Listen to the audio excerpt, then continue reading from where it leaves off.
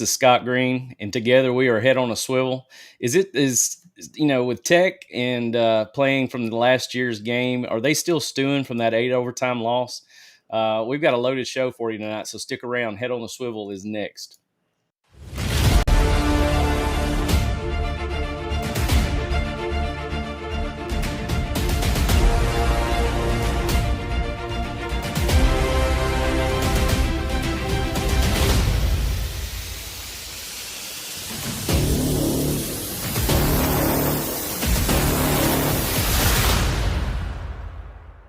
Georgia Sports Autographs is built by collectors for collectors. They know what fans want because they've been in your shoes, hunting for that perfect piece, the right signature, in the right spot. At every signing, Georgia Sports Autographs make sure it's done right, using the proper ink, following best practices, and paying attention to every detail so you end up with a product you'll be proud to display. They've already worked with many of Georgia's top athletes, and their network gives them access to just about anything you can imagine. If you don't see it listed, don't assume it can't be done. Chances are they can get it for you. Georgia Sports Autograph tests themselves with every event, always improving, always delivering for the ultimate addition to your collection. Trust the team that treats every autograph like its own. Georgia Sports Autographs, where every signature tells a story. Welcome in. I would love to thank Georgia Sports Autographs for the opportunity. And as you see below, the Patreon account is something that I've started breaking down all of my X's and O's that I take and put into this actual site and allow people who want to come in and see the full breakdowns of the games that I do weekly, not only from the previous game from Saturday, but weekly previews, just like Georgia Tech this week with Clean Old Fashioned Hate. I'm already beginning to break down Haynes King and their offense as well.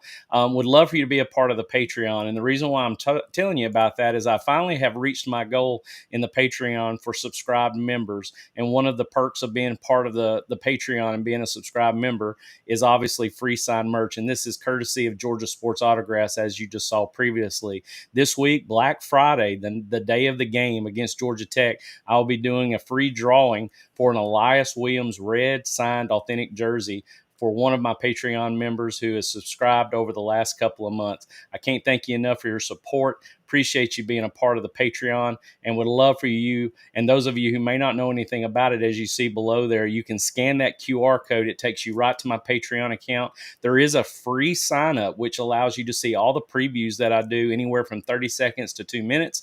But if you do go in and see, as Scott knows as well, I will do an hour breakdown of the offense and an hour breakdown of the defense. So typically you're going to see anywhere from an hour and a half to 2 hours worth of X's and O's being broken down weekly. And that's something that I enjoy doing in connecting fans to the fundamentals of football. So if you haven't had a chance, please make sure you sign up, join, become part of the Patreon, and enter in for your chance to win an Elias Williams jersey. I know you're going to be excited about that if you get the opportunity to win.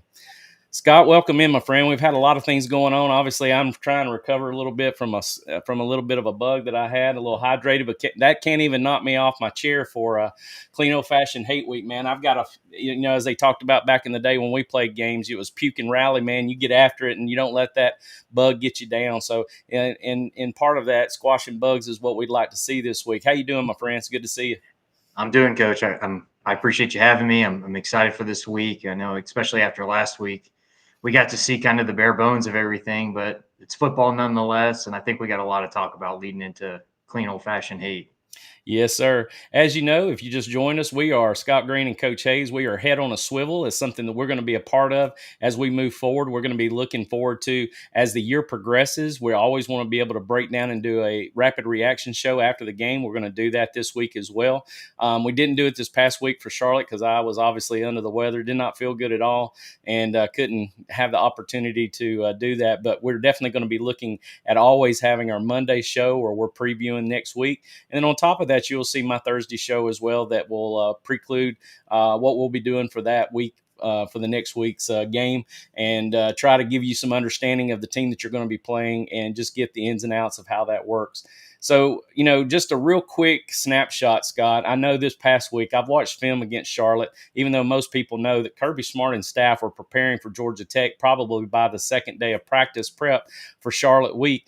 I watched us go through basically a coma and score 5 touchdowns against Charlotte. I really thought as I watched it live and then went back and watched it on film that I was going to see something awe-inspiring out there. But what I really got a chance to do was see those guys that are the 2s and the 3s that are playing, just to get an understanding of what's going to happen with the depth that we have. One of them was Malachi Tolliver in there for Drew Bobo. He was immediate starter.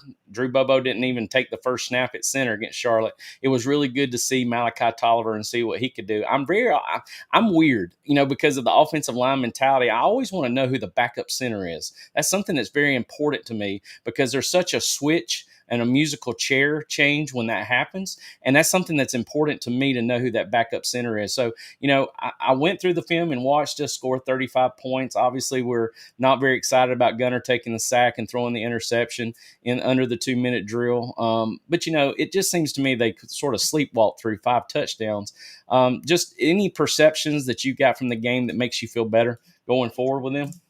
I think people need to be extremely excited about this running back room and its future. Understand Nate Frazier and Bo Walker and Chauncey Bowens are all coming back. And then you have Phillips, who, because either due to injury or just the other guys, getting the hot hand, hasn't been able to take as many reps. And like you said, look, it's a huge benefit to see those young guys because it does twofold. One, you get to see where they've advanced from early on into camp or early summer workouts into what you have now, and able to do that really, really early into a game like that.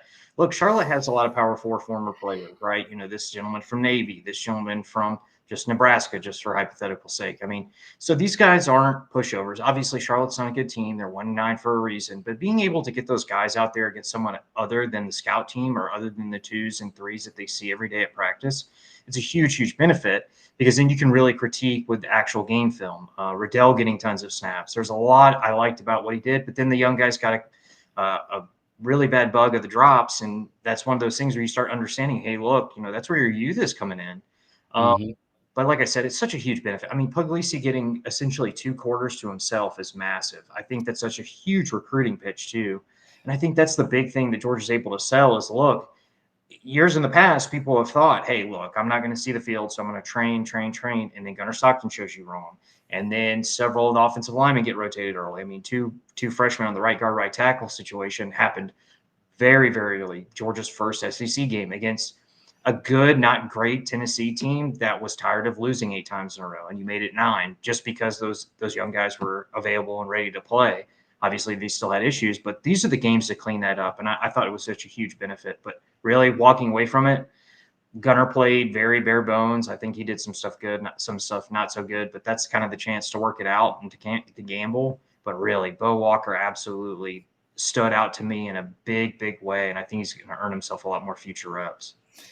You mentioned Bo Walker. The one thing that really got me excited about him is I got to see his patience behind a good line that was working. Cortez Smith, another center behind Malachi Tolliver, to me was very exciting to see as well. It's unique to see Dontre Glover and Juan Gaston being used so early as your guard tackle combos, but we finally got to see the likes of Bo Hewley a little bit more. We got to see Mason Short. I saw him in a lot of different plays as well. There was a lot of unique designs that Coach Searles put in the offensive line, trying to figure out what that chemistry was going to be like. But I'll say this, what I learned from Ryan Puglisi, he's still got to work on his pocket presence. He's got to work on his footwork. He has a couple of drops that, changes the sequence of the offensive play schemes and the designs, because I think if those balls get caught, then we're talking a little bit better about his outcomes of what happened in the game. I don't like the 50-50 ball he threw to Blackshear on the left sideline towards the home field sideline, but a lot of people are excited about his arm talent. He can spin the football, but when you have a quarter and a half to play and you want to be able to put that on film, there's got to be more to me than what I saw from our quarterback. I think people are excited about Pugs, but we are beginning to understand why he has the ability to, go in and look like a world beater on one play, and then the next play we see inconsistencies from it. Now, we can't help the fact that Kobe White-Hilton dropped a slant route. We can't help it that Jaden Reddle dropped, a option route. Those things happen. But, that's the inconsistencies at time on tape where you just love to see those completions happen to give you an overall better feel from Puglisi. I do like the way the defense flies around. There's a lot of good things we could say from that as well. But, again, you want to take this game in consideration. A dub is a dub. Injury-wise, I think we got off the field pretty much unscathed. We know that there's a couple of guys we have gotten back since then as well. Gives us a chance to heal. Seeing Chauncey Bowens not have to take a rep this week is obviously a good thing too. That gets him, under his feet as well. I think Nate Frazier comboing with what we saw from Bo Walker was very special because it allowed Nate to continue to gain his confidence, because you got to think about it, he's still a sophomore, man. And that's something that he needs to continue to understand. These reps are quality reps you're putting on film, because I saw on film 2 or 3 times where if he's patient and stays play side, or he takes one extra step and waits for just that block to set up like Bo has done, he's got a backside cut for a touchdown instead of getting tackled for a play at the line of scrimmage. So there's a lot of quality things you want to see in the guys, but also too, to make sure that those reps on film are, important. It needs to be worth the time you're watching on film. And I'm going to say this, I have to say this out loud. It was hard trying to find clips to actually critique, because of the simple fact that it was, I have to say, Scott, I'm going to say this out loud, even though I know a lot of people out there, you're just a Homer fan of the dog. It was the most boring film I've ever watched in my life. There was maybe 6 clips where I felt like it was worth pulling and teaching on. And so, needless to say, a win is a win, 35-3. The score is over. We take care of business, moving on to Georgia Tech week as well. So before we begin talking about Georgia Tech week, there was a comment made out in Big Ten land that I know we know this guy pretty well. And, when it comes to this gentleman, I know a lot of people would love to see him back in the red and black one day if Coach Kirby Smart ever decides to retire. But, I look at it as maybe at this point in time of the year, you need to kind of stay in your lane with the situation. So I wanted to put this on the monitor real quick and let you guys that are out there. And by the way, those of you who are out there, I'm trying to make sure I remember to say this more than once. If you stay along with us for the entire show, we're going to have a session at the end called the Hunker Down session. And we'd love to entertain any questions that you have for us as we move through. I'm keeping an eye on them in the chat as they're coming in, and we appreciate you being with us tonight. But we are definitely going to entertain a lot of questions towards the end of the show, and would love to have your questions, comments, concerns, thoughts as we move through the show progress. So anyway, here's a gentleman that I know most of you probably know pretty well, but I want you to hear his thoughts and tell me what you think. I think proof's in the pudding, right? Played a good team. We beat them, right? All we can do next week is try to do the same thing, right? And this conference is a really good conference. It's competitive, right? We didn't play Chattanooga State today, right? Like some other places, right? We competed. So, that being said, it's tough playing 9 conference games. It's tough playing in this league. And we got to take advantage of playing a good team today and attacking that. So first off, Dan Lanning, Chattanooga State doesn't have a football team. Now, UTC is a football team, but, Chattanooga State's not. And I know you're just trying to think of something out there just kind of in the midst of you getting caught up in the moment, because it seems like you've heard enough of the Big Ten rattle against the SEC. You've seen both sides of it. You know what you're having to do out there in Oregon on the West Coast now. And, I really look at the fact of, your Montana State, your Oregon State, your Oklahoma State. Now, Montana State, by the way, is undefeated this year in the Big Sky. That's their conference that they're in. But, you take Oregon State and Oklahoma State with a 1-9, 1-10, record respectively, along with all these other teams that you call. I mean, I look at your schedule here. Rutgers is 2-6, Wisconsin 2-6, Minnesota 4-4. I look at your entire schedule and look at your top 25. You had the opportunity at Penn State to, beat a team that now, as we know, I kind of look at it from the standpoint of where they were ranked versus where they are now, because a lot of people say, well, teams move and evolve as the year moves on. I mean, if you look at it, Penn State, Iowa, and USC that you just beat, if you look at it relevance-wise, USC is the only team that still holds water in the top 25 that you have beaten, and that's just this past week, and you want to make that comment now. A lot of people say, well, what about Georgia? Well, it looks to me the Tennessee team we beat in Neyland Stadium in week 3, the Ole Miss team that we beat, the Texas team that we beat are still relevant in the top 25. So wherever you're saying it, and just because we play a Charlotte team later on in the year as our third cupcake, oh, yeah, by the way, our 4th team that we play is a top 25 Georgia Tech team this weekend as well. So, Dan, man, stay in your lane with this. The way I look at it, the chance you had to have any of this comment hold water is when you played Indiana, the one team in the top 5 that you had a chance to beat and you didn't. So honestly, it's really hard for me to sit here and just listen to the Big Ten chat because of that simple effect of that when you had a chance to take care of business, you didn't. And honestly, to me, what you're saying doesn't hold water because, as you know, SEC is going to a 9-game slate next year. And, even with that, it doesn't matter to me where we are in the Power Four as who we're playing. Year in and year out, if you look at the 18 teams that are in the Big Ten, they are so top heavy, it's not even funny.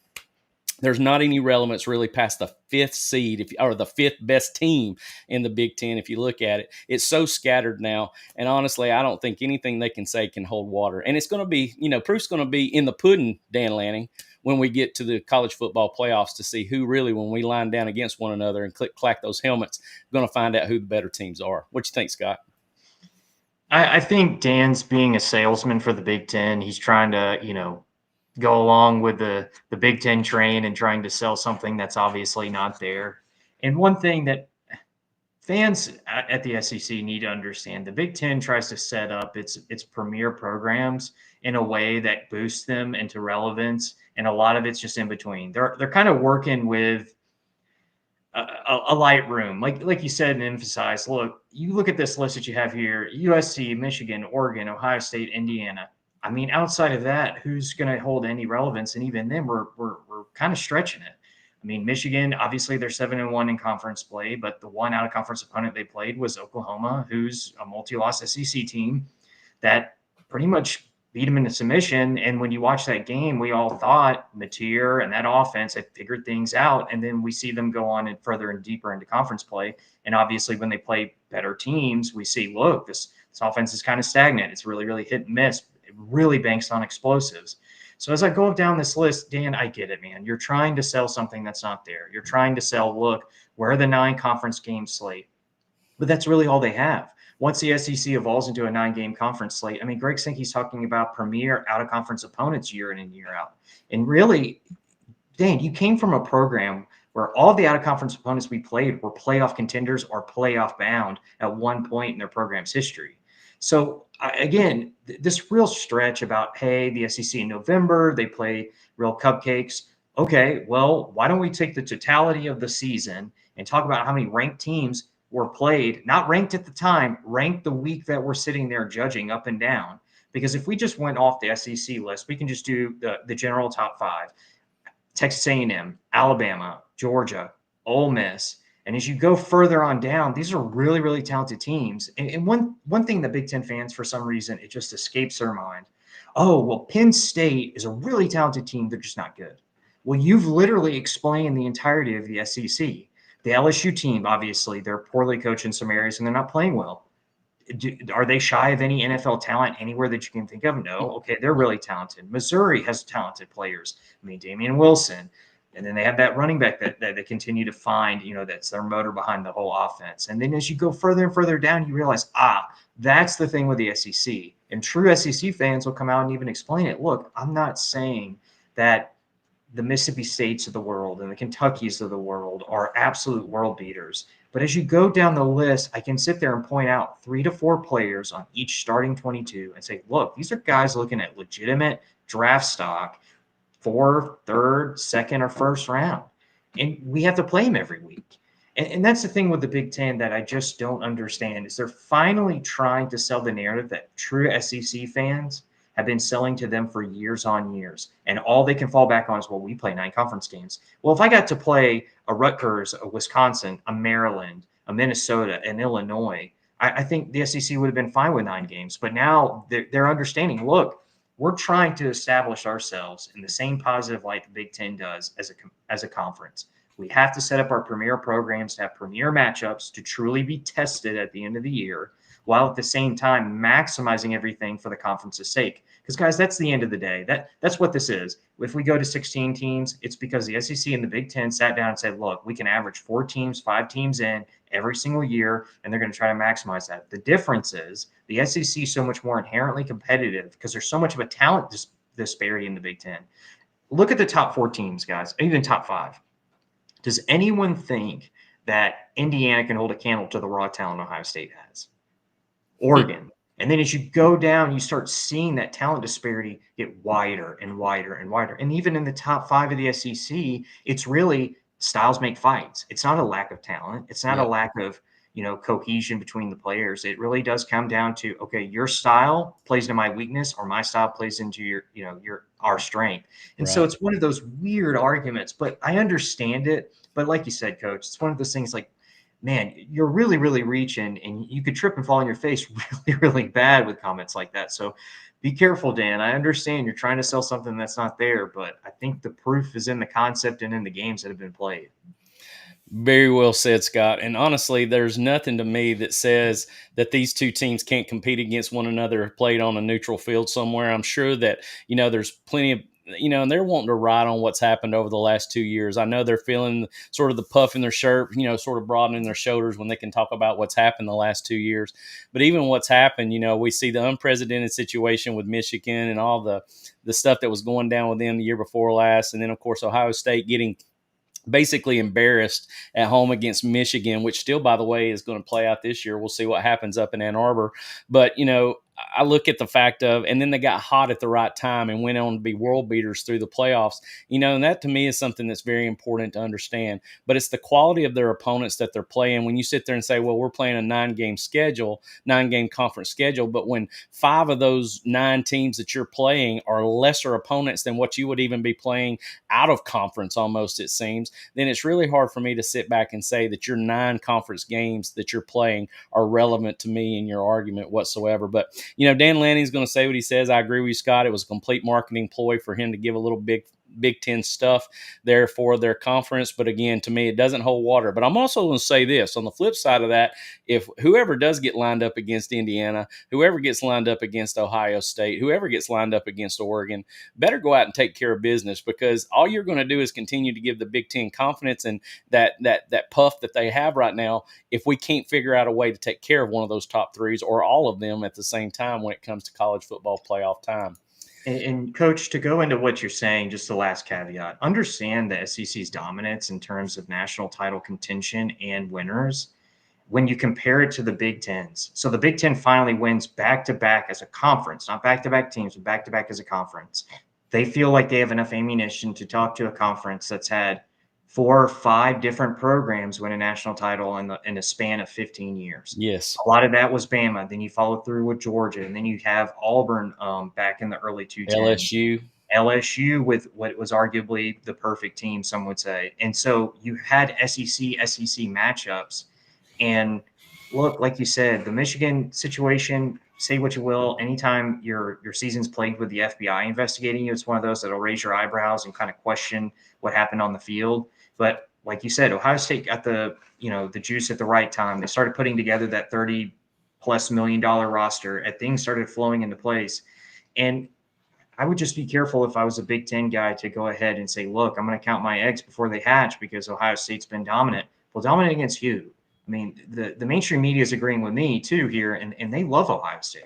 I think the media is right to sell the premier programs, but just got to be careful when you played one team with playoff aspirations, legitimate playoff aspirations by the midpoint of the season.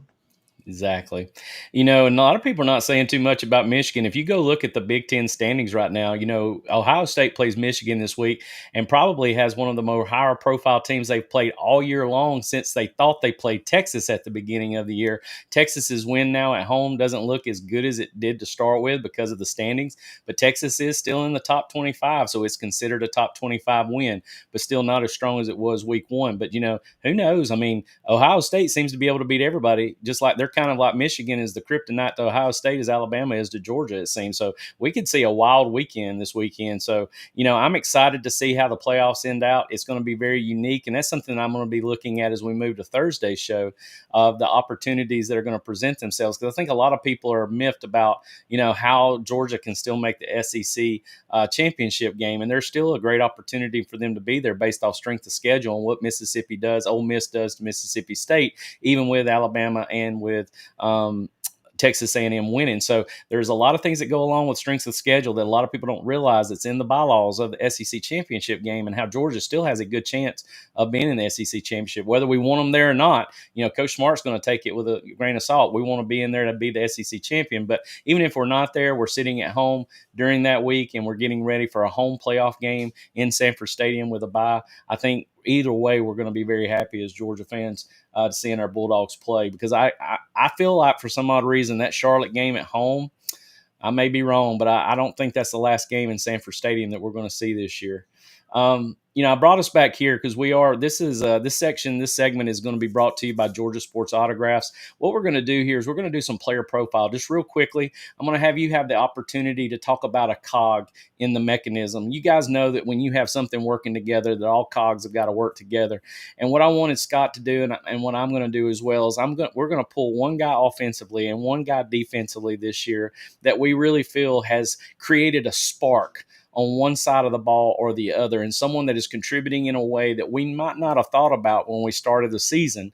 And I think it's very important for fans and people on the outside looking in from a helicopter's view, have the opportunity to understand how and why these puzzle pieces are beginning to fit together. And that's the reason why we're seeing such a more competitive, more consistent team that we're putting on the field on Saturdays, is because these pieces are beginning to mesh. And that's something that's very important. Just as I talked about Ohio State a while ago coming together and playing very good football when it came playoff time, it's really good to see your team beginning to gel at the right time. Me and Scott have talked about that to ad nauseum. So it's not like this is something that hasn't been talked about. But Scott, real quickly, I'm going to ask you, what's your offensive player first, and then you can segue to your defensive player. I think my offensive player is silently elite in a lot of ways that most casual fans, when they watch the game, they don't really appreciate, and that's Oscar Delp. I think Oscar Delp has been quietly bullying people and blocking his tail off and taking people and throwing them out of the club week in and week out. And every once in a while, you'll see him run down a seam or a nice layered football that's a critical catch on a critical down, and he'll make that play. And obviously, you want guys who have tons of yardage and tons of output, but production's not just in catches, guys, especially in the tight end position where you're going to be asked to be an athlete in all phases of the game. And I think Oscar Delp really emphasizes the mentality of this team. Him and Gunner, obviously being very close, are perfect symbolism of what this year has been. Quiet success, maybe not as pronounced as the mainstream media would like it and that the casual fan would like to see, but watching Oscar Delp week in, week out absolutely bully people off the edge, take DBs fully off the field, put them from 153 wide field to the other side over and over and over again, and then make a critical play that's not really pronounced, because then the next thing you know, that critical play puts us in position to have another one. And Oscar Delp has just been that silent champion in terms of, I'm going to wait my turn and I'm going to build up to what I can be. And just that's the perfect dynamic you want in a player, is someone who's willing to put in the work, be quiet, be successful in all phases, and then be successful when the moment really is at its highest. And Oscar Delp, I think, has symbolized that. And I think he's a huge, huge addendum to what the rest of the tight end room feeds off of. I mean, Lawson Lucky has started to appear and been absolutely outstanding. But Oscar Delp, to me, is the leader of that room, and he's the leader of, look, I'm going to be quiet, do my job, be part of the team, and when my number's called, I'm going to make that play.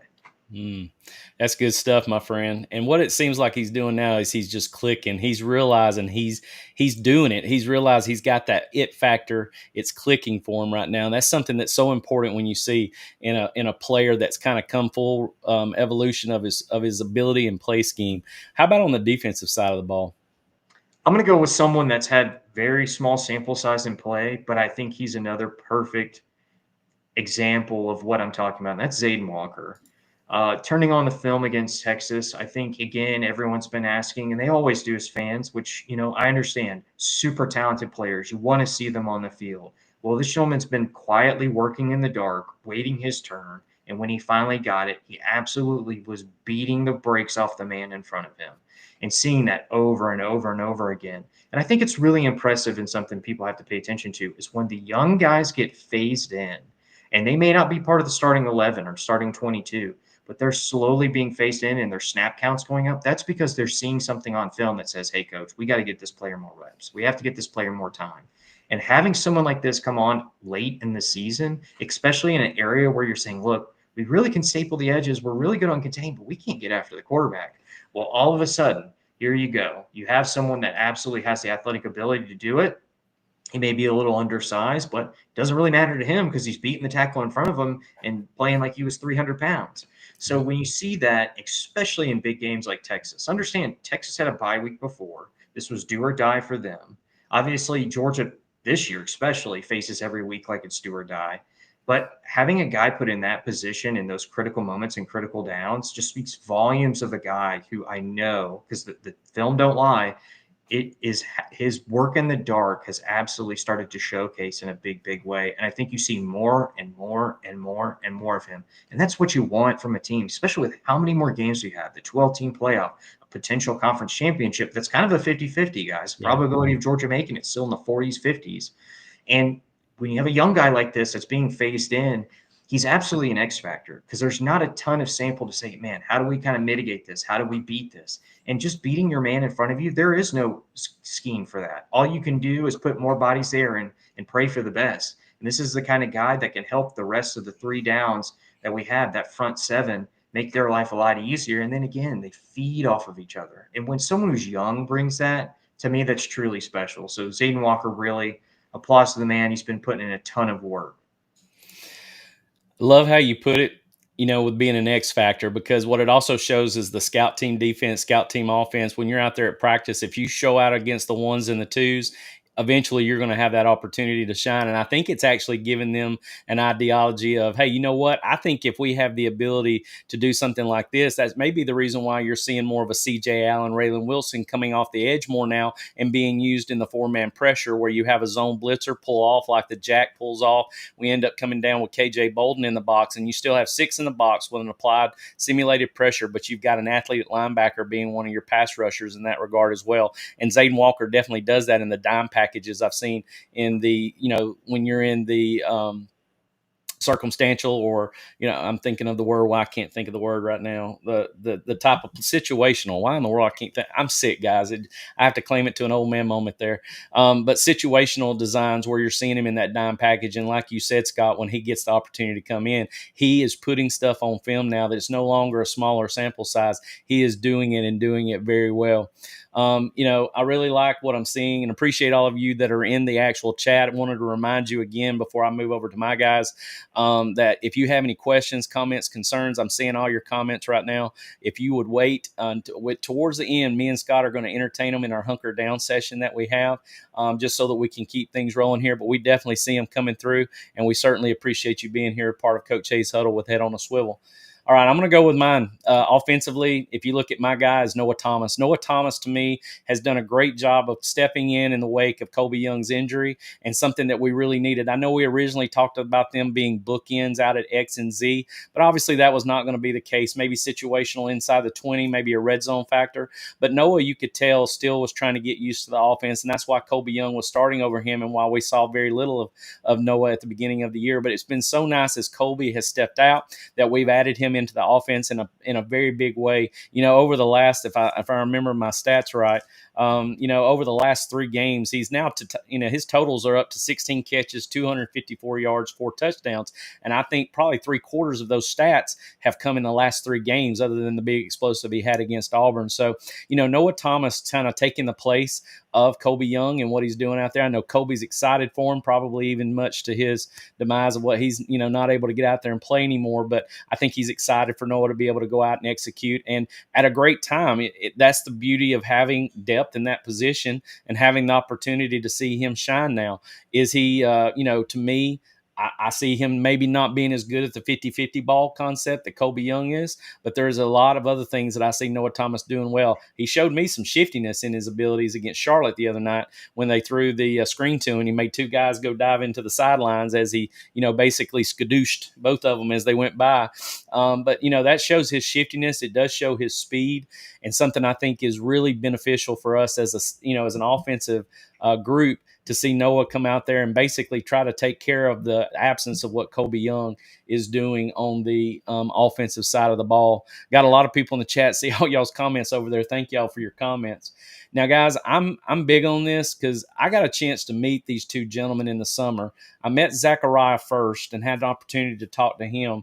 But this gentleman, who I've now finally got a chance to see on film a lot, in the last, really since the Florida game, is where I've really gotten a ton of his footage at. is Zion Branch. Zion, Zachariah's brother, is also on the team. I don't know, a lot of people know that or not. They are brothers, one on the offensive side of the ball, one on the defensive side of the ball. And Zion, for the longest, has been behind the defensive tenured vets that we have in Kyron Jones and Ja'Cory Thomas. And he just hasn't had a chance to show his abilities. I got a chance to watch him in the spring game. I got a chance and an opportunity to watch him in the sample size of plays that we got, where he got some of the, the down and dirty time late in ball games against like Austin P and against Marshall. But all of a sudden, he's getting some SEC play. Kyron Jones goes down. Ja'Cory Thomas is showing too much inconsistency. Scott, you and I talked about it to acknowledge him in that regard as well, that we wasn't seeing what we'd like out of that secondary. The secondary just wasn't meshing very well.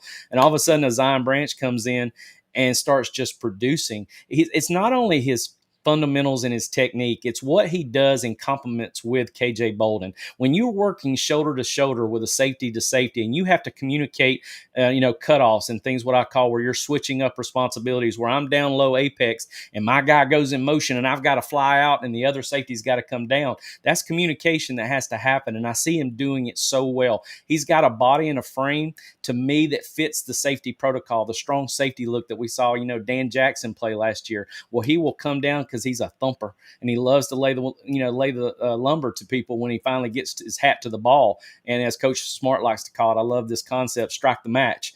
So, my feelings of watching Zion more and more and all the different plays I've got of him now, I probably got a 50 play sample size of him on film. There's probably only 2 or 3 plays where I would sit there and just go, God, that's not too good. But when I'm looking at him, I see the progressive growth. And honestly, the defensive pass interference calls that he's got, the one holding call against Texas, I think he had the other one against Florida. I think Ja'Cory Thomas lets those balls get caught. I think that's the difference in what I'd say. I'd rather see the DPI, honestly, where you're being aggressive and staying on the hip. Because, 50-50, a lot of times those aren't going to get called. And so I'm not really worried about the DPIs that he's getting, the holding call that he got against Texas that set up that touchdown. I really just look at it from a perspective, what is his technique like? Where does he put himself in pre-snap position? How deep is he getting as a zone defender? What is his responsibility when he comes downhill in the run game? And where does he fit? Where is his run fits? He shows all the dimensions you want to see as a safety. And I can't, thank goodness that T-Rob and them finally figured out, listen, this is a guy that needs to be on the field, that needs to be helping us. And it was evident in the last game because Ja'Cory Thomas and Zion Branch both equally in the Texas game got 30 snaps apiece roughly. So there's a reason why they both got equal snaps. They wanted to see, hey, you got these snaps, you've got these snaps. Let's see what you can do. There's competition going on. And when you've got competition going on, you're not going to see nothing but the best at those players at practice. So that is our time that we wanted to give you guys, and part of Georgia Sports Autographs for sponsoring that segment. We want to thank those guys for all they do for us, and as part of Head on a Swivel with Coach Hayes Hudl. Speaking of Head on a Swivel, Scott, we got to talk about them Yellow Jackets, man. It's clean old-fashioned hate week. I know the fans that are here, and love to see you guys, have an opportunity to check on how we feeling. What's the pulse rate like this week? As Kirby Smart and Brent Key, who, I think Brent Key's doing a really good job with Georgia Tech. Since he's taken over the program, I think he has a solidarity with his fan base. I think he has a bought-in mind concept of his players because they're obviously playing hard for him. They're doing a lot of good things. I think he has a true hatred for Georgia, which is great for the program because realistically, being an out-of-conference game that we play at the end of the year every year, I like to see that camaraderie when it comes to the fact of, hey, we've got a top 25 matchup, in Mercedes-Benz Stadium on Friday, and that's got to be good for the program. It's good for both programs, honestly. There's a true hatred there, and I'm sure after the 8 overtime victory that we had last year, and all the Georgia Tech fans whining about it, all of you that are watching the podcast later that happen to be a Georgia Tech fan, I'm sorry, but you got to make the plays when you make the plays. You didn't do it. You can sit there and whine and gripe about a ref call here or there, whatever happens. When we had to make the play, we made it. We took the opportunity when it was there, and 8 overtimes later, Georgia's the victor. And, Georgia Tech, I'm sure, is looking to, try to get back at that with a revenge game here at Mercedes-Benz. But overall, Scott, what's your thoughts as we head into this game that's being played one day early on Black Friday in Mercedes-Benz Stadium? I think it's also twofold, Coach. You losing to Pitt the way you lost. Pitt comes out and trounces you, gets all the yardage on the ground as much as they could. And you gave it up to them. It's something that you've been struggling with all year. And I'm just going to give Georgia Tech a huge heads up. This is not the same team, not remotely the same team you played last year. And if you're going to complain about anything, complain about the refs allowing people to torpedo defenders torpedoing everyone every play. And then all of a sudden Dan Jackson does it. And, oh, man, big deal now, right? So in addition, the drops. I mean, Georgia could have won in second overtime if Arian Smith catches a wide open pass. So those little things that the team didn't do last year. Well, there's also a big thing that the team last year didn't do, not even remotely close to what this year can, and that's running the football. And so, I mean, all the fans need to understand, and I think they do, that you're going to have a heavy dose of ground and pound and make them quit. And I think that's such a huge pivotal part of Georgia's game because everything bases off of that. And obviously, Georgia now, to me, has a much better team dynamic offensively. I think Gunner plays much better at the real clutch moments that you need. Hey, at the highest competition, he rises to it over and over and over again. And I think Georgia Tech has earned a lot of respect from me as much as I can give it. Look, you've made this a rivalry game again. Brent Key absolutely has had those wow moments, even in games where Georgia won by multiple scores. It was close there for a quarter and a half, and legitimately close. Not, oh, Georgia did this wrong, Georgia did that wrong. Here's a critical penalty on a down, and we just kind of, shot ourselves in the foot. No, Georgia Tech has stressed out Georgia a lot early on in the games. They just didn't have the guys to continue it. And another huge kudos to Brent Key. Look, Singleton goes to Auburn, which I wonder how he feels about that now. I know. But you keep critical players in there and really hidden gems, guys who, put their nose down to the grindstone, work really hard, and then you see the fruition of it on Saturday. So Georgia Tech plays you tough, even with the losses. But one thing that's super critical to Georgia Tech that you kind of got to it's both good and bad is Haynes King. So Haynes King being the motor and the entirety of that offense can kind of come crashing down like you saw against Pitt in certain critical moments. Hey, if I ask Haynes, if I'm Buster, their OC, and I'm asking Haynes to be a pocket passer, I know, hey, look, there's legitimate limitations here. And the other thing, too, is Haynes King is really experienced. He's played years and years of college football at two different programs. Yeah. So this is kind of the best that you're going to get at this point in the season. And you got to ask yourself, okay, well, what can he do to supplement this offense enough to go against a much better Georgia defense? How's our offensive line going to hold up? How are we going to hold it defensively against this Georgia team? And I think something that I'm not truly confident until the clock's zeroed out and the score is what the score is, but I really feel comfortable that Georgia, again, is going to show up with more raw physicality, more cohesion. The team dynamic's going to be better. And I think Georgia likes to make statements in these ranked games. And I know Georgia Tech's going to want to, so buckle up. That first half is going to be something really interesting because I know Buster's probably drawn up every single thing they can think about. They're putting in overtime. They have a chance to blemish Georgia's season, and especially get that rematch and to redeem that bad Pitt loss. So there's going to be that real tough war, but the one thing I'm really confident is Georgia's been in these. They're not playing in the ACC. They're gone against 4 or 5 teams with legitimate playoff aspirations that early on in the season everyone was pointing to saying, hey, look, this is a playoff team, or this is a number 1 team, a number 3 team, a number 5 team. And so you've had those moments time and time again where Georgia Tech's maybe had 1, 2. I mean, the Wake Forest game, I get it. It was played close, and that is a bit of a war, but that's against Wake Forest. That's not the same as, unfortunately it was a loss, but Alabama. It's not the same as Ole Miss. It's not the same as going to Knoxville, Tennessee, especially early in the season with a lot of young guys, especially being hamstrung on the right side of the offensive line. So you've had those moments where you weren't even at your best, and now you're playing a team that's going to, want to take your head off. And that's, again, credit to Brent Key. Like, this is the last 3 or 4 years has been the only time I took Georgia Tech seriously outside of the early Mark Richt tenure. So one of those things. But look, I feel confident that the Dawgs understand the situation they're in. And I think, unlike years in the past, they're taking this really, really seriously. I think it's something that we have to understand. Being a rivalry game is going to come out sort of like the clash of two teams that are really going to be high on their adrenaline. And it's something that you always have to take into consideration when the game is played and it started with, because there's a lot of emotion. This game is played with a lot of emotion, and you've got to unsettle that emotion through getting your pads hot and getting the hands hot. When you make a few contacts a couple of times and all of a sudden it wears off and you start playing ball midway through the first quarter. So we got to be able to take care of that first wave. That's the first thing that we got to take care of. Secondly, when I look at what I look at you said it correctly, Scott. When I look at their stats, I mean, first off, out of 134 the total football teams there are that you have out there, they are 106 in total defense. They're allowing 410 yards a game.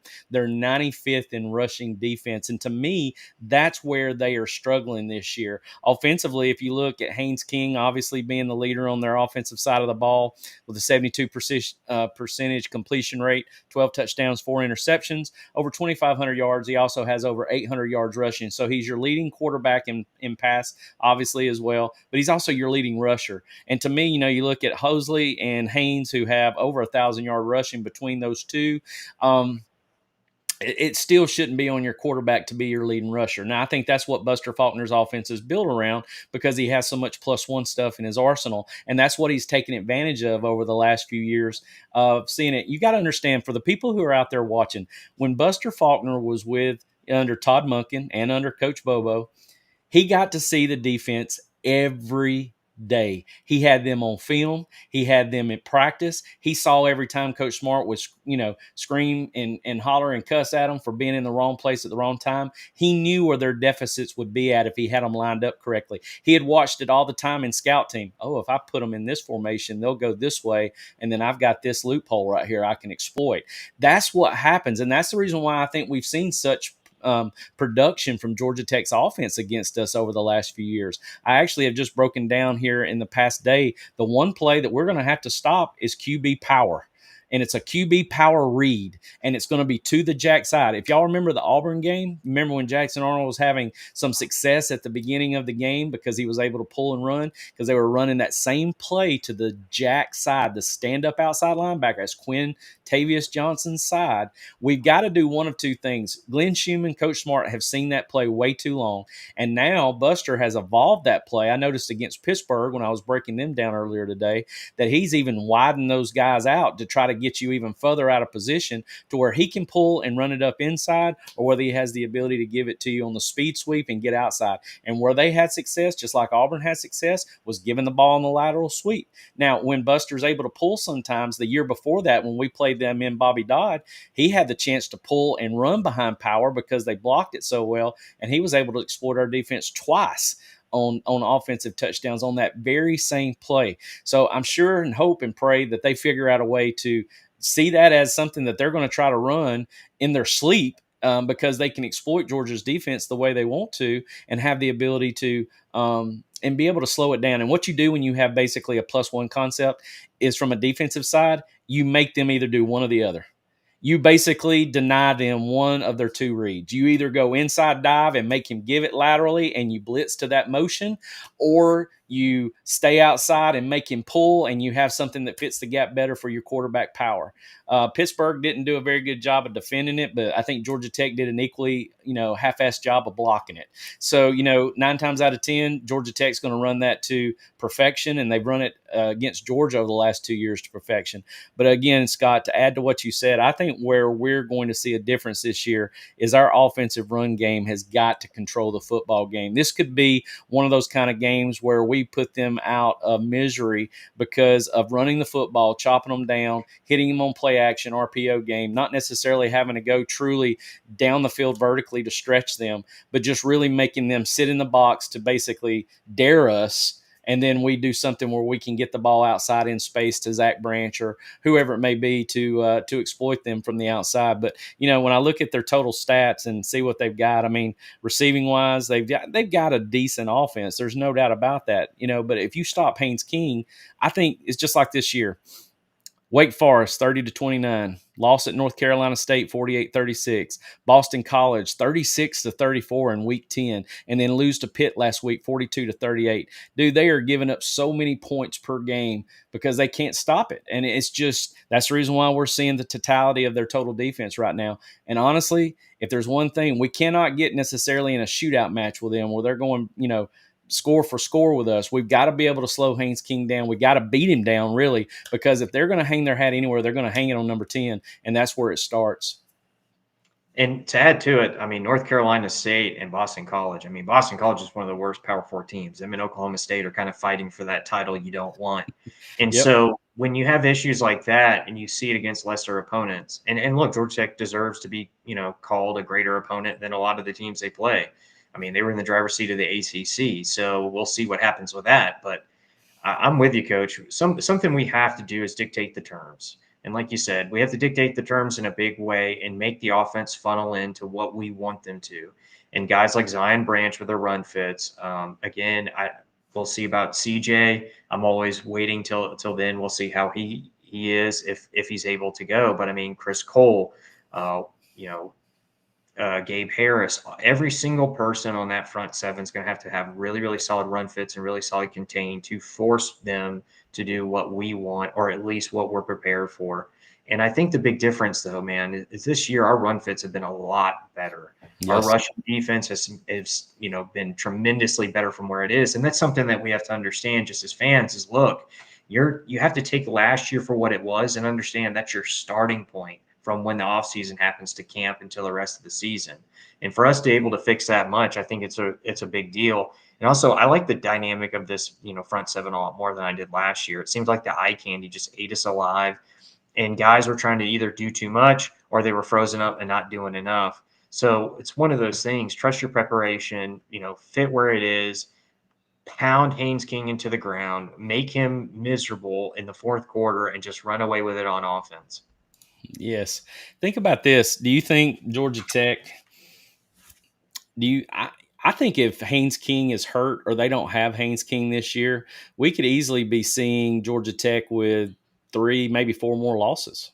Absolutely. Oh, Yeah. without a doubt. I mean, the whole dynamic of him, bringing back them in the game against Pitt, but then you saw some of his limitations, and it's kind of, hey, the ship goes where Haynes King goes. That's just the simple fact of it. I mean, that's the reason Buster is so heavy in the +1, and you even saw it last year. That's what made it frustrating for us as fans is what's coming. You're just unable to stop it. Now, guys, you got to take that, copy it, and put it to Georgia Tech's defense this year, because I've watched them a few times, and look, guys, they simply cannot stop certain concepts. And a lot of those concepts are what Georgia runs, and Georgia runs really, really well. And able to rest guys like Drew with his hand. I hope that cut's feeling better, and I hope he's ready to go. Mm-hmm. But those guys love contact, and they're licking their chops at what they see on film against Georgia Tech's defense. And that's the one area I feel really, really confident in is, look, there's going to be a lot of yardage on the ground for Georgia. But like you said, you have to be very, very careful and understand sometimes the best defense is a really good offense, and that slow death march that Kirby's notorious for, and doing that when you want to. Guys, remember, we go to Knoxville, we come out of half. It was an 8-minute drive to start the half for us, and we score on it. Do you guys understand how damaging that is to the psyche of a defense and the entire team? Because they know at any point they could put it in low gear, Coach, and take 8 minutes off the board whenever they want. And that's the thing about this Georgia Tech team is I think they kind of understand, and they're at that point of, look, if we don't score fast and score often, they may just steal time and possessions away from us where we don't even get a chance. That would be very nice to see. And honestly, to me, I'm an OG kind of guy.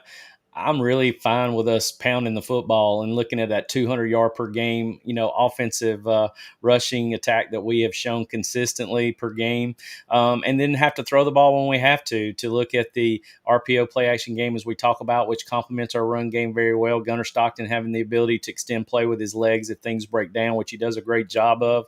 And, that's something that we haven't seen, going into the last game of the season, where I feel highly confident for the first time in a while, where I feel really good about our rushing offense. It just seems like it's beginning to click now. That's with the inclusion of now looking at 12 personnel a lot, even some 13 personnel, when you've got an Elias Williams, Delp, and Lucky in there that can block for you and basically set up those edges, when more or less you just got glorified tackles in there. But, those glorified tackles can release for pass plays and actually catch the football and run away from you as well. So that's what's unique about this offense, but is also what makes it, as you said, just that that, those death marches as we talk about, because that beats a defense down, destroys their psyche, and over a period of time, they're going to lay down and quit. And that's something that you try to preach in your defense as you get beat down that way. There's no way you can control the psyche of how that defense feels when they're being beat down like that for 6 and 8 minute drives that are being sustained and taking so much time off the clock. And then you end up with a score to boot on all of that. So we'll just have to see as we move forward to Friday. I know there's going to be a lot of talk about different things, but I think you really look to see is Georgia's offense taking basically advantage of Georgia Tech's defense and not getting to a scoring battle. I like your thoughts, Scott, on controlling the football, taking away possessions from Georgia Tech. I think that's really a good, honest, and thoughtful process, because that's something we haven't done really over the last couple of years. And of course, I'm never going to take away a quick score. If we hit a 50-50 ball and we score in under a minute for a play, when it comes down to it, like you said, when it needs to happen, it happens in the way that we basically dissect, that we do, that we dictate, so that we take those possessions away from Haynes King and Brent Key's staff. Good stuff there, my friend. All right, for our last session here, we're going to call this our hunkered down session. This is something that Scott and I wanted to do to try to help with those people who are in the chat. I would love to see questions. I'm actually scrolling up through all the comments that we've had tonight. I've had a bunch of concurrent viewers on tonight. I would really like to just entertain any questions that you may have. I'm trying to go down to see right now a lot of talking to one another in the chat.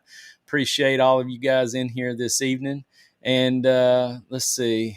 I'm trying to find absolutely, guys. And while we're waiting on some of those good questions you guys ask, I am perfectly fine, even as a younger fan. I shouldn't say I'm young, but taking what the defense gives you. And I think this Georgia Tech team is going to offer a buffet. And I think, especially in these dynamic games, this team has really stepped up and taken apart certain aspects. So if you have a weakness, we're going to exploit it, because we can. We can hit every facet in the offense. And I'm like you, Coach. Look, I will never complain about a deep shot being dialed up to send that first punch straight to their face and let them know, look, you're in for the long haul. We can do it any way we want to, and you're playing on our terms.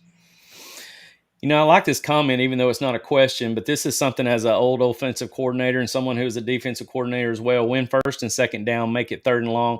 And that's what, from a defensive perspective, I know is what you're talking about right here. You can't, I look at those different things that come with both sides of the ball. It's basically, if you want to say it's a tennis match, you're going back and forth, watching it go back and forth, and you're saying, okay, who's winning on first and second down, who's not? And the more you see of that, the less explosives you may see, more explosives you may see out of that is what is going to basically end up breaking the back of the other team. So the way I look at it from a defensive perspective is that we've got to play them at the line of scrimmage. We got to play in the backfield. We can't allow those 7 and 8 yard gains, and we got to win third downs. I mean, when it comes down to it, third down wins are huge for us. And that's something that we didn't do a very good job of last year, because last year they did have the Singleton kid that they could throw to that kind of bailed them out a lot last year off their RPO game, because we had everybody flying downhill to that +1 stuff with all that jet action. And then we're pulling the ball and they're throwing, Georgia Tech's pulling the ball and throwing it to the Singleton kid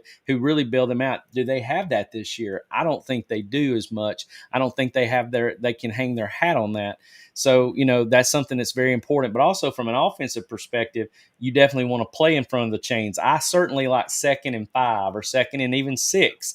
2nd and something that's under 5 is very nice. So playing in front of the chains is going to be very, very good as well, and definitely staying away from those penalties. Georgia's been one of the most least penalized teams in the nation this year, much to the chagrin of all of our people that play us that think we somehow are in the SEC refs' pockets. I want you to understand we have watched plenty of plays go against us that we felt didn't need to go against us either. So the people making the excuses about the refs are just going to have to wait and get in line, really, to tell you the honest truth. That's our checkbook's that big and we can afford refs every week. But I completely agree with you, Coach. I think people need to understand, look, it exponentially gets worse for a defense when you see a 3rd and 2, and it doesn't even really matter on down distance in the position of the field. If you're 3rd and 2 or 3rd and 3, especially with an offense like Georgia that has so many weapons, so many ways to beat you, it is nightmare fuel for DCs and defenders, especially if you're Georgia Tech. You are hoping and praying, look, We need them to shoot themselves in the foot. We're going to have to generate some of those. But if we keep getting caught in third and shorts, I know Gunner's going to be having a field day with that defense. Without a doubt. Here's one of the questions. Which of our running backs is going to have a big day on Friday? What you think, Scott?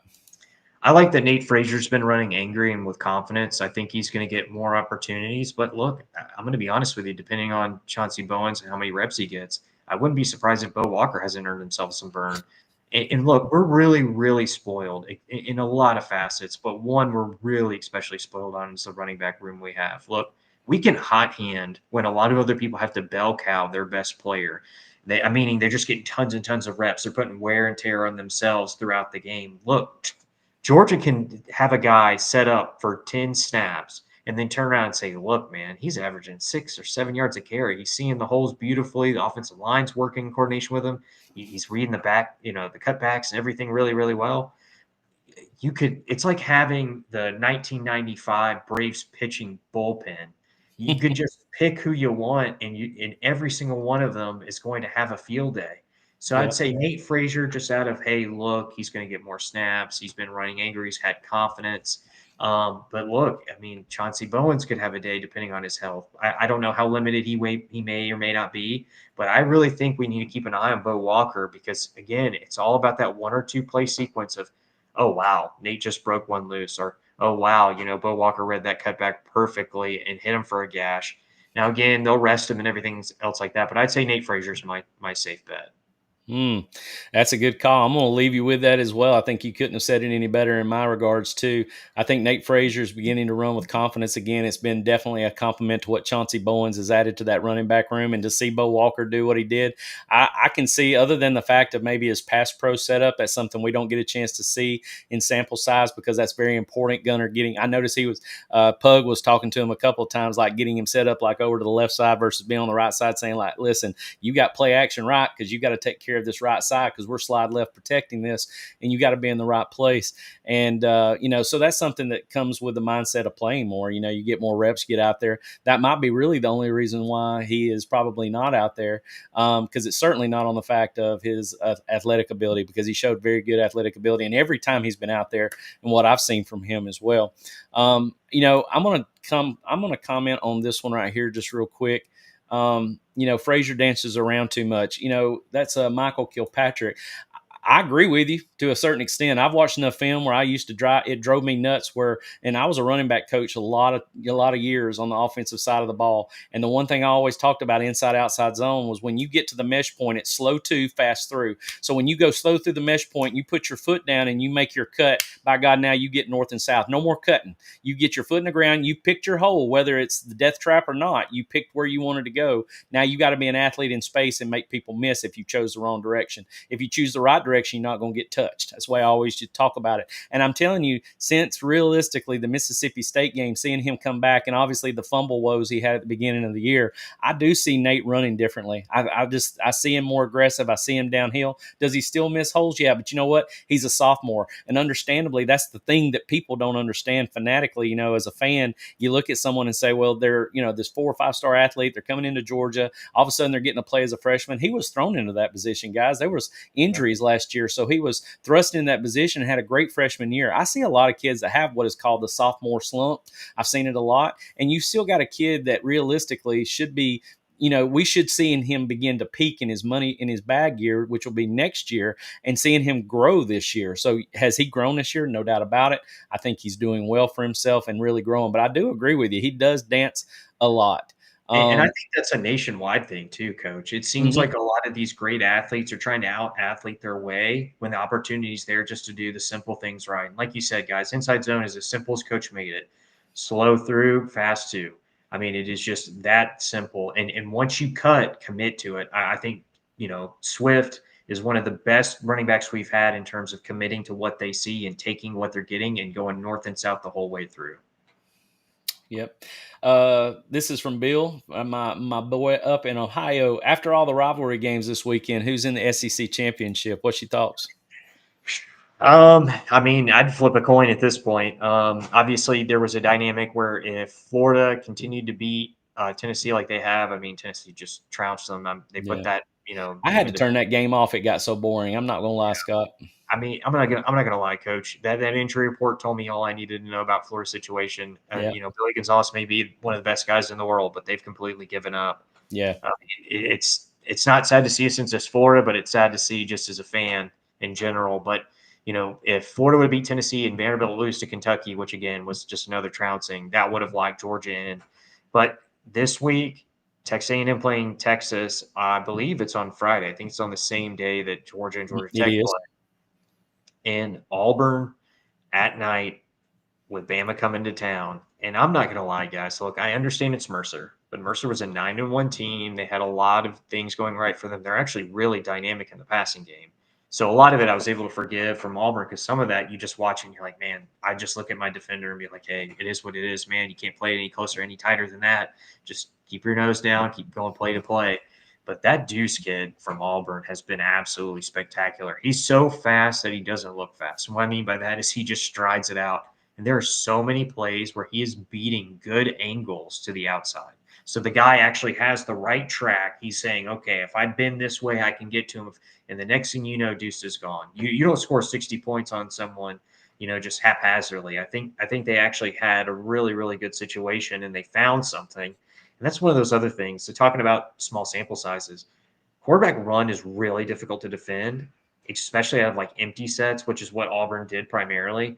And now Alabama's got to come in. They got to get out of their slump that they've had. Ty's got to figure some things out against a good Auburn defense and facing a brand new quarterback who the heck knows what he's able to do because you've only seen him in a small, only one game for probably 55 minutes.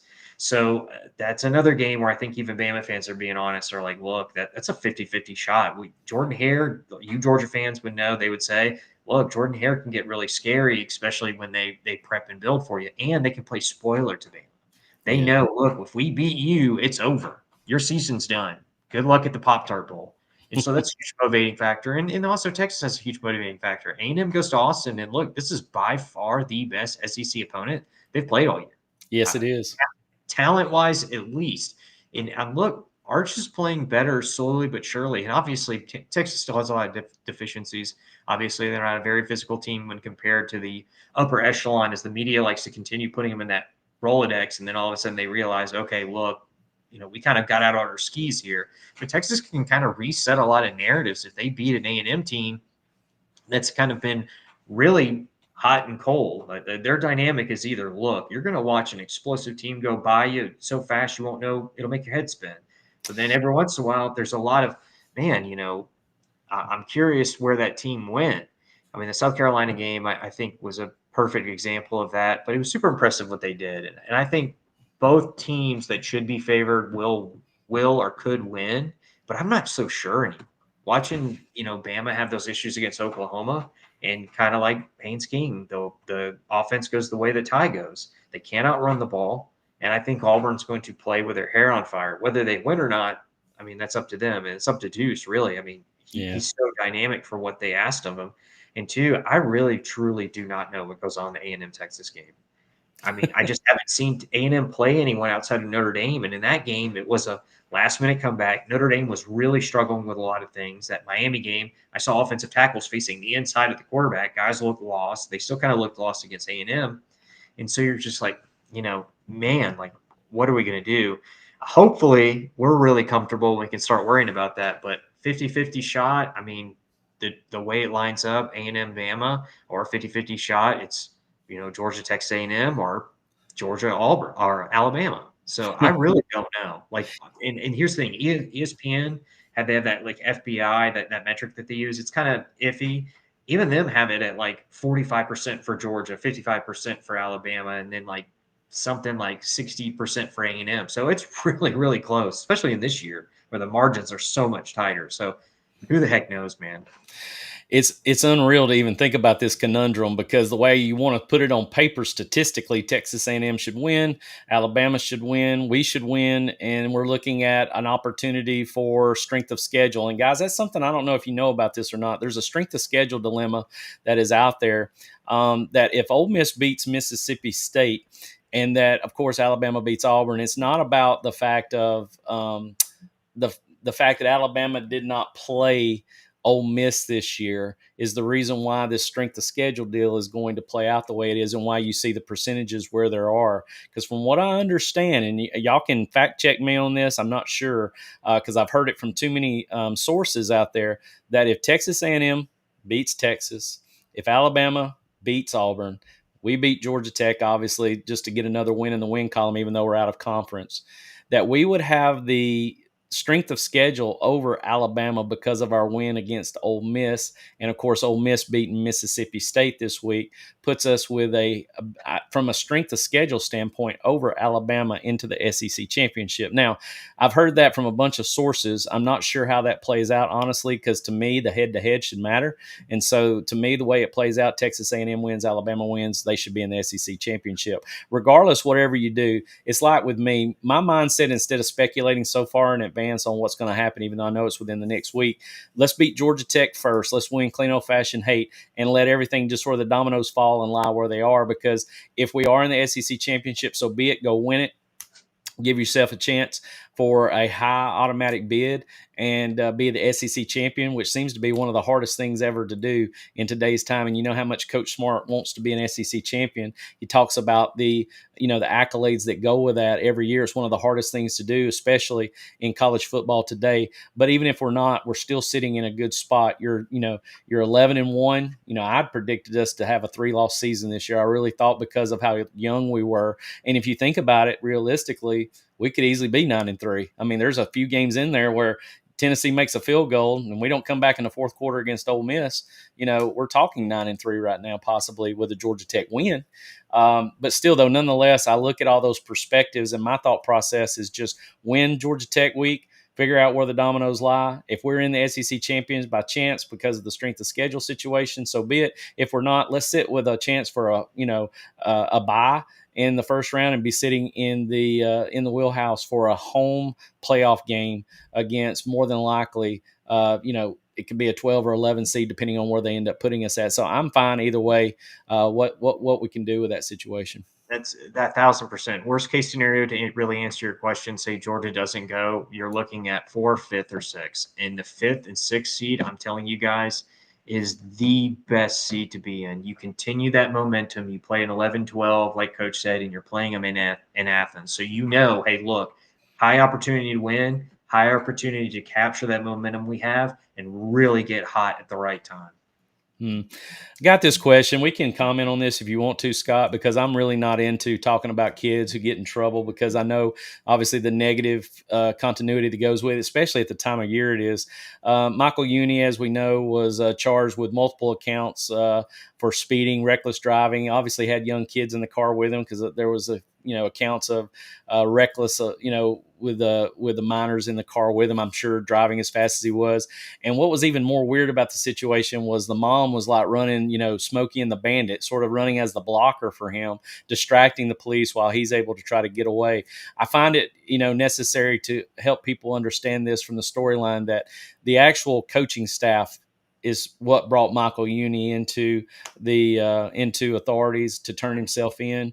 And in this case scenario, as a coach, I hate to say it because you never want to deter. It depends on the situation and the disciplinary actions. But with all the things going on and that has happened in the storied past of what's gone on with UGA and all these kids having these issues with, arrest from reckless driving, speeding and those kinds of things, unfortunately, it's eventually going to have to get to basically that zero tolerance, which I think Kirby's done. And if I'm not mistaken, this young man has already been released from the football program based off what's going on with him. I find it to be a distraction. And unfortunately, you hate to see it in these young kids that have potential and have the ability to play and maybe contribute. But he had fallen really large, down on the depth chart, someone that was probably going to be in the portal this year. And you just see bad choices being made. And unfortunately, you just have to cut ties to those distractions. Your thoughts? I think it's a dumb decision based on, all the information we have now. But where I really hate it is a young man makes a really poor decision in a really bad time for him, and his life may be ruined. So that's Yeah. something that we lose. Let me add something, Scott, real quick. I made the wrong call. It's Nair Daniels, not Michael Uni. Yes. My fault. Yeah, I'm sorry. you're Apologies. fine. My apologies to Michael Uni and that group. I apologize. That's the reason why I don't like talking about this kind of stuff, because I get all those names mixed up. I see so many of them, but my fault. It's Nair Daniels, not Michael Uni. Thank you, Michael, for letting me know. Yeah, absolutely. So Daniels does what he does, and then, like you said, it's a really strange kind of situation with the mom doing what she did. So it's one of those things. Like, I look at it not even from a fan. I look at it more from like former law enforcement. Is, look, understand, guys, like, this is life ruining charges. You're going to have a really, really good attorney, and you're going to have a favorable judge, because they're going to look at the situation, especially with endangerment of children, and to any degree. That adds so much weight to the charges and adds so much weight to, likely a pending trial. He may plea, I don't know. But outside of that, weeds, guys, like, someone just ruined their life. Now, granted, I'm like you, Coach. From a fan's perspective, I'm glad this zero tolerance stuff has started to show up, just because I want these kids to be safe. I want them also to understand, look, you're a young man, but to me, you're a kid. And to most people, you're still a kid. And with a lot of this money and a lot of this, premier, representation you have at the university, understand you have a lot of burden on your shoulders. We get that, but this is not the right way to go about it. And like you said, with everything that happened in 22, you obviously have somewhat of a reputation that you're trying to kill. And I think this was the right decision based on all available information. But it's awful. It's awful. Yeah. I'm glad everyone's okay. That's the one good thing. But Yeah. outside of that, I mean, the right call. He is no longer with the team, Coach. It's 100% confirmed. Kirby even talked about it today. Obviously, he was going to get asked about it. And I think him, Nitro Tuggle, all those guys that are starting to make some, dumb decisions are going to start paying the price immediately and understand, look, I could have been on one of the premier brands in college football, had a fast track to the NFL, and one mistake did it away. But a guy, it's a big mistake. So. Yeah, it's funny too. I say funny. It's not really funny at all. And again, my apologies. That's the reason why I don't like talking about these kids in that regard, because that is a kid that has nothing to do with it. And I've got all these names running together because, the way I think about it, this is Stacy Searle's recruiting class that not only now is the Daniels kid part of that recruiting class, but Marquez Easley was also part of that class, who was obviously kicked off the team at the same time about Nitro Tuggle's time was, because of the same thing, reckless driving. He was 2 of the 6 of Coach Searle's first offensive recruiting class. He was in that same class with Daniel Calhoun in that group. So, I really hate to see this. And here's what a fan perspective has to understand. You've got to realize that if there's going to be a zero tolerance, it has to be in full effect to those that are on first string and second string as well. So even if it's a high profile kid, someone that's out there who makes a bad decision, you have to stand by your guns and basically fit the same role. Nobody's partial to this situation. You can't say, well, this person doesn't get the same discipline that this other kid did just because he's a third string offensive lineman. It's probably going to be at the portal at the end of this year. As a coach, you have to make those hard decisions, and sometimes it's tough, and that's something you've got to stand by, as much as you hate to say it. I mean, think about it. If it was, for crying out loud, Raylan Wilson or something like that, you'd still have to stand behind that. You would still have to, take each individual situation differently. That's what Coach Smart says, and I stand behind that completely, because there's depth and breadth to everything that happens. But obviously, there's nothing that you can take away from the fact of, like you said, Scott, when you've got children that are in danger, you've got the mom trying to cover up and hide and protect, which I'm sure she's trying to take care of her baby. But in this regard, that was a poor way of handling it. And like I said, without much more speculation to the scenario, I really just think, thank goodness nobody was hurt in the situation. The distraction, unfortunately, has to be taken care of, and you move forward and move on from it. But still, nonetheless, like I said, appreciate the fact that we can have those kind of comments in here. And for those people who want to know more about it, again, my apologies on the wrong name with that situation. I was going to look to see if we had any more questions for the night. I think for the most part, we've had a lot of good commenters. We've had a lot of people in the chat room tonight, a lot of concurrent viewers watching. We appreciate you being with us tonight. Scott, anything to add before we take off for the evening? Look, guys, this is going to be a war early, but honestly, I feel very confident that being in multiple wars this year, that clean old-fashioned hate is going to be spectacular for the Dawgs. But we'll see. I think that they deserve a lot of respect, and I think Georgia's going to give it to them in the worst way. I certainly hope so, my friend. For Scott Green, I'm Chris Hayes, Coach Hayes Huddle. We're head on a swivel tonight. We appreciate you being with us. Thank you. As always, take care. God bless, and go Dogs. Go Dogs.